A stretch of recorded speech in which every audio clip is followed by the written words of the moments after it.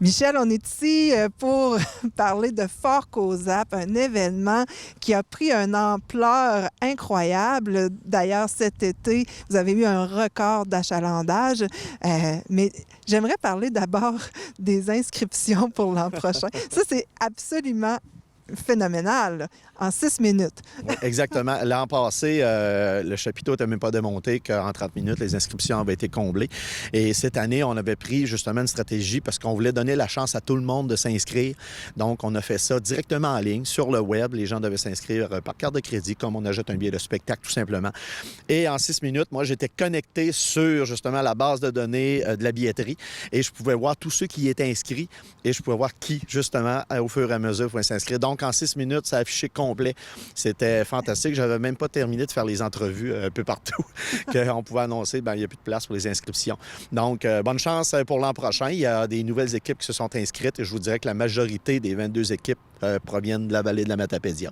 Donc, c'est le fun parce que je pense qu'il y a 2 équipes qui n'avaient pas pu s'inscrire l'an passé, qui cette année ont été assez rapides et ont passé avant tout le monde. Donc, c'est super le fun pour ceux-là. Là.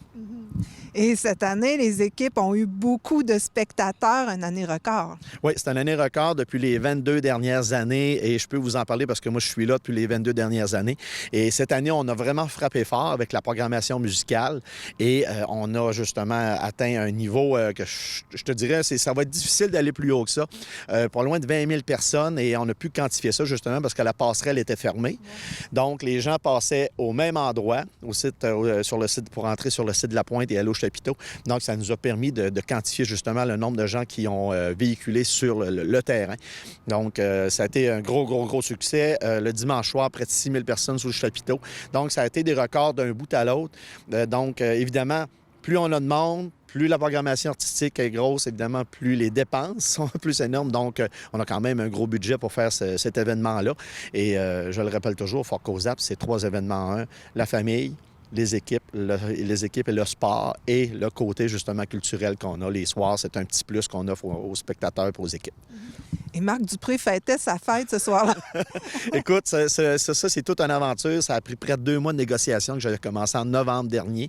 Et avec son agent, avec la boîte de prod, j'ai même parlé à la blonde du directeur technique pour dire, écoute, pousse un petit peu, aide-moi, puis tout ça. Donc, il a accepté de venir passer le dimanche soir à Cozapscal avec sa famille. Et évidemment, on l'a gâté. Et c'est un artiste quand même qui fait des gros festivals, des festivals à plus de 50-60 000 personnes.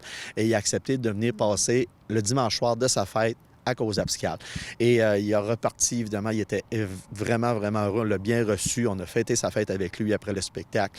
Donc, il est reparti ici bien content d'être venu justement se rendre dans la vallée de la Matapédia à Cozapscal pour faire son show. Et il n'a pas juste vu des Matapédiens, Matapédiennes, il y avait aussi des gens d'Europe qui étaient ici. Oh oui, écoute, on le voit, les gens qui entrent sur le terrain et nous demandent qu'est-ce qui se passe. Et là, avec l'accent, on leur pose la question. On est en vacances, on a vu ça parce qu'on doit dire Fort Cozap attire des gens de partout au Québec et même de l'extérieur. Et juste savoir le nombre de téléphones qu'on avait pour est-ce qu'il reste du camping, est-ce qu'il reste de l'hébergement, où on peut aller, c'est complet partout.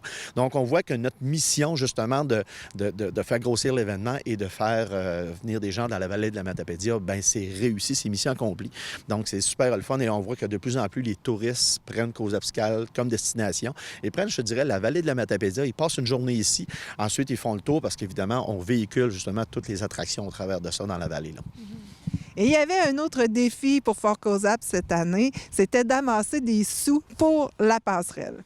Oui, c'est ça. Notre passerelle, vous le savez, c'est un attrait touristique aussi. Et pour Fort Cozap, c'est très important, autant que pour la Saint-Jean-Baptiste. Donc, cette année, à Fort Cozap, on s'est donné comme mission d'essayer d'amasser des sous, justement, pour la remettre des sous pour la passerelle. Vous savez qu'il y a une campagne de financement avec la ruche. On veut amasser 50 000 $. Donc, c'est avec le plus grand des plaisirs que le comité annonce qu'on va remettre 5 000 $ pour la passerelle. Il y a un montant de 500 quelques dollars qui provient des inscriptions d'équipe, parce qu'on a donné un 25 $ par inscription d'équipe pour le projet de la passerelle, et quelques 4 000 $ et plus là, pour justement, qui provient justement de ce qu'on a généré avec les dons de vente des billets, le don des ventes de un petit peu de toutes sortes de choses qu'on a amassées justement pour que les gens pouvaient donner des dons dans la fin de semaine. Donc, on a tout ramassé ça et on a mis ça sur 2 années. Donc, on a amassé de l'argent qu'on a mis de côté l'an passé et les sous qu'on a fait cette année. Donc, c'est pas un énorme montant, mais ça va aider justement à ce projet-là. Ah oui. Et la passerelle sera probablement de retour l'an prochain pour Fort Cozap. Est-ce qu'on a déjà des dates de fixer? Bien, Fort Cozap, c'est toujours la deuxième semaine de la fête du travail. On commence le 22 juillet. Ça va se dérouler jusqu'au dimanche. Au niveau de la programmation musicale, ça va sortir bientôt parce qu'on travaille évidemment avec des gros noms. C'est le fun parce que maintenant, les artistes veulent venir à Fort Cozap. Et je te dirais qu'avec ce qu'on a fait avec Marc Dupré, bien là, les artistes qui se disaient « Oh, je pense que c'est possible justement d'aller là-bas. » Donc, écoute, on est rodé au quart de tour. Fort Cozap, c'est l'aide de noblesse, c'est déjà acquise. Donc, c'est un des plus gros festivals de la vallée de la Matapédia. Donc, avec 250 bénévoles. Oui, c'est ça, parce qu'on doit parler du comité organisateur. Moi, je me plais à le dire, même si je suis le président, ça prend un capitaine de bateau pour justement faire voguer tout ça. Et le comité organisateur, c'est vraiment les 250 bénévoles qui sont sur le terrain. Parce qu'il fait justement le succès de Fort Cozap, ce sont tous ces citoyens, c'est tous les gens qui y participent, les gens qui organisent les équipes, parce que tout le monde est bénévole.